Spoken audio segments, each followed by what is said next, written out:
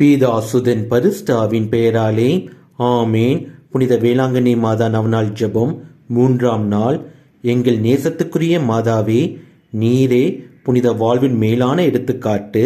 நீர் வாழ்க இளமையில் தானே உலகின் இன்பத்தை துறந்தவளாய் பெற்றோரையும் தனிமையில் விட்டுவிட்டு ஆலயத்தில் உம்மை கடவுளுக்கே உரிய காணிக்கையாக அர்ப்பணித்தீர்.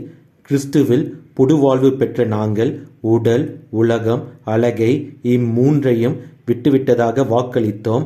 ஆனால் பல முறை தவறினோம். வாக்குறுதியை மீறி குற்றங்கள் பல புரிந்தோம். உலக இன்பத்தையே நாடி அலைந்தோம். நிலையான விண்ணக பேரின்பத்தை மறந்தோம்.